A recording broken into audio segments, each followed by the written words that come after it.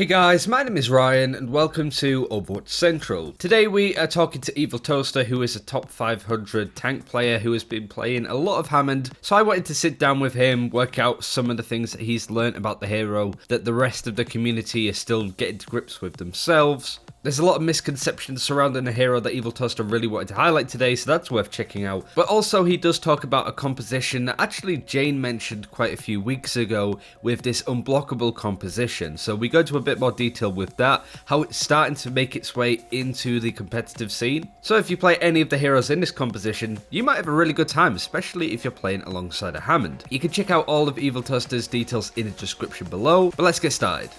So, first things first, most people may know who you are, Eviltoaster, but just in case they don't, who are you? But most importantly, why should people listen to you when it comes to Hammond? Well, I am a longtime Overwatch player and streamer, and I have been playing Hammond pretty much since he was released on PTR, even just through custom games with viewers or whatever, and then through quick play when he was released onto the live server, and then immediately as soon as he was released in the competitive queue, I kind of just started playing him as soon as I could to start learning him, because I know that he's a character that's going to require a lot of practice and map knowledge, so I just needed to get on the train early. So since then, I think I have, at this moment, almost 100 hours, which isn't a lot for like anyone trying to play a hero yet, but he's still a new hero, so it's a lot for the moment. So for those that wanted to pick him up, where would you usually play him? Like, where is he good? Where isn't he good? Lots of people saying that he's a bit of a throw pick right now if you're not used to playing him. Where is he good, first of all? Well, that's like the $1 million question, right? You kind of just have to look at his kit and what it objectively does and think, okay, this character's got a lot of mobility. He has probably one of the best engage moves in the whole game. So with just that knowledge, you could say he's probably good on maps where you want a lot of mobility, and he's probably good in team comps where you could have a lot of follow-up on your engage. And I would say, like, if we're gonna just go down map lists, I'm, just trying to play him on every map that I can. But I'd say, like, Nirvana attack with engaging on high ground and moving up and down the 2 levels is really easy with Hammond. I think I've been really fond of him on Horizon Point 2, because you get a lot of high ground control, and even on defense, like, it's really easy to push people off, which is really strong. But then, let's just say, maybe a map that isn't so open, like even Junkertown, like First Point, I still think it's okay there, because you still have some points to roll around, but you kind of need the right team, I guess. And people don't like playing like full dive because they want to like huddle up around corners. But even then, like in comps that aren't like dive, as long as you still have what you need, which is like enough healing and enough tanking, you can still play Hamster. The real problem is just people not knowing what role Hamster really fits, or at least they think they know. So in your opinion, what would his role be? What do you feel, is there anything that you feel that the community is just completely missing out on when it comes to Hammond's role, how he's played? It does feel like a lot of people are writing him off, but the pros are saying, or the highest tier players are saying he's quite good. Are people getting Hammond wrong? What's the misconception there? What people, I think, are getting wrong is that Hammond's kind of a character that is good when the rest of your team is good. Like, you could say that about a lot of things, right?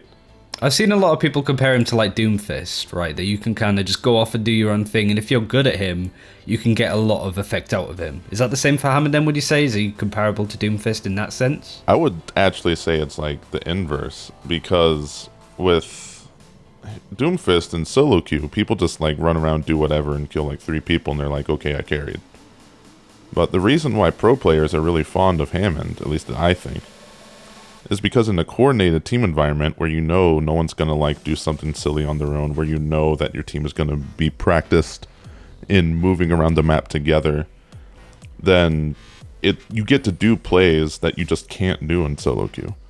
So like in pro play, for example, a lot of what I've seen is like Hamster and Deva are like their tank lineup. And they would just dive and they would protect Hammond on the way in, and then you get like a super engage because pile driver is really strong. And then you just take it from there. But that in solo queue will like almost never happen. So I think people just look at pros and like, oh, all the main tank players are playing Hammond, so he must be a main tank. But these are like two different formats of Overwatch, and every time that I've had a teammate just be like, oh, okay, we have a main tank, I'm just gonna pick an off tank. Usually my team immediately starts complaining that we don't have a barrier, we need some protection, whatever.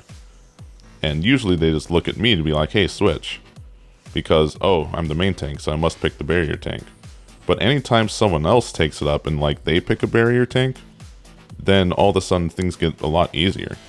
Like for me and for the team. So I think it's not really just as simple as saying Hammond's a main tank or Hammond's an off tank. And there's still some people, and I wouldn't even disagree, that say that he's just a DPS character, and you would still pick two tanks with him if you're going to go for that kind of comp. Because he does a lot of flanking, he can do a lot of damage if you just let him get his own burst. So you leave two tanks with the rest of the team, Hammond just does a flank, pile drives Zenyatta, insta-kills him. Like, that's a DPS job, and he can do that. So do you think there's this huge, like, void between how the pro players or any form of, like, you know, team that is playing together versus Soloqueue? Like, is that a bit of a problem for a hero like Hammond then? I think so. I mean, there are going to be heroes that are like that. Like, take Symmetra, for example. Now, whether or not Symmetra is good right now is, you know, neither here nor there. But Symmetra is a hero that scales with team coordination. The better your team is at coordinating, the better she is, because teleporter plays require communication and timing.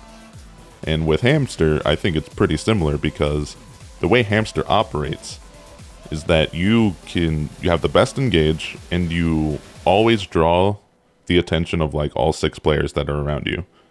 So in a way, you have the best form of tanking in the game, but it only lasts as long as you live, which if you're just going in by yourself and your team isn't going to support you, you're only going to live for like 1 or 2 seconds, depending on like how much shield you get or whatever. So his tanking ability scales with his team, which is why I say like it's the kind of pick you would want to pick if your team is good. But like at that point, you could just pick anything, and as long as you're not throwing, you're probably going to win. So Hammond's just a weird pick to just pick for Soloqueue in that kind of sense. It feels that there's just a lot of situations where you have to have the perfect storm to make Hammond work. Do you find yourself playing Hammond? You know, people have said that he's really good against Ghost Comp. People have said that he's really good against Widowmaker. Is there any strategy that you found being successful that people may not have realized, especially in, you know, ranked queue where a lot of troll strategies can come out? Have you found any surprising success with Hammond in a situation that you just weren't expecting it? I think the one that surprised me the most was a comp I did with a Doomfist and Genji player. And basically it was just, I would engage on a team that didn't really have an answer to stop me from engaging. I would just pile drive them, then Doomfist would slam them, then he would uppercut them, and all the whole time Genji's getting resets, and then they just all die. Like, that kind of comp and engage is really good if the enemy team doesn't have an immediate answer to you just going in and pile driving. Like, the biggest counter right now is like Sombra or Mei, or even Bastion. I think those are like the 3 biggest counters to Hammond.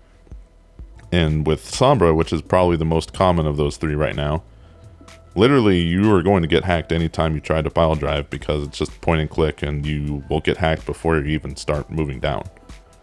So you have to be really smart with how you go, or if you want to like try to coordinate something, you could tell like one of your flankers or just anyone on your team, just try and shoot Sombra as you're engaging, so that way she can't hack. It's just because she's taking damage, you know. But that you can't really always rely on your team for that. Sometimes you kind of have to do it yourself. Like, you grapple up, you shoot Sombra as you're in the air, then pile drive. But that's still not 100% reliable. But against teams that don't have that, like people are saying, you know, goats. Like, if they're running a tank comp with no range, if you could get like, you know, a 6-man pile drive, Doomfist can land a thing, and then, you know, it's just chaos from there. But the problem with Hammond versus tank comps is that barriers actually do a lot, because you could shield the pile driver, you could bubble the pile driver, and it'll block the pile driver from anyone behind bubbles. And it also means you can't get your shield, because the Hammond shield that gets more health for more people that are around you, that bonus is blocked by shield line of sight. So you can't get that if, you're standing in front of Reinhardt holding a shield behind his team. You only get 100 extra health, which I think is, kind of something maybe Blizzard should think about changing. But because of that, it's really tricky to get a big shield against a comp like that. But if you do, then you're in there, and that's really good for you and your team, because they're all going to try to look at you and they can't kill you. With the thing that you said before about Doomfist, Hammond, Genji making a solid combo, one of the main reasons why that is also very popular is the fact that Deva can't matrix anything. She can't mitigate any form of damage that's coming in. There's no way to block it. Do you feel that kind of strategy, you've sort of flirted with it a little bit, could become much more meta? Doomfist has gone up in popularity. Genji's always around, it seems to be. Is that a strategy that you feel can come out more? Because it has been spoken about and theory-crafted quite a lot. I think it can. It's just from there you have to think like what is going to be the rest of their comp. Because you would think, okay, we do this to counter comps with Deva, but what if they have Brig, what if they have Sombra, what if they have Mei? The rest of their comp is still going to matter. And then you also have to think for yourself, well, if we're going to run Doom, Genji, and Hamster, then that's tying up 3 of our slots. Like, whatever else we're going to run. They're going to run Lucio probably. And then if you want another mobile healer, you're going to have to probably run with Mercy. I mean, people will probably still just do it with Ana anyway, just because she's really strong. And then you get Nano Blade combos. So then your other tank, if you want to be like full dive, you want to do it with Deva. But then you don't have a barrier, and then things get weird. So maybe people will do that with Winston instead, which I think would be pretty okay.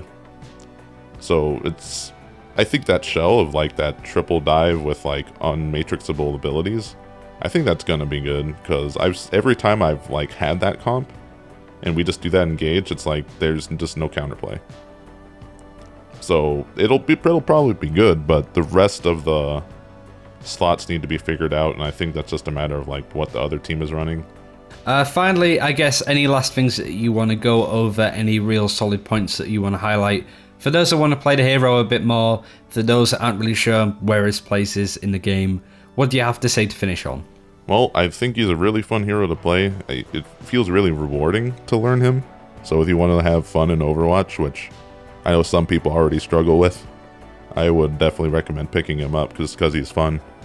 But to learn him, it's just a matter of a lot of practice, sitting in custom games a bit, and just, being ready to die a few times and realize why, and maybe think to yourself, okay, maybe I engaged too early, or maybe I engaged too late even, and my team didn't get any value.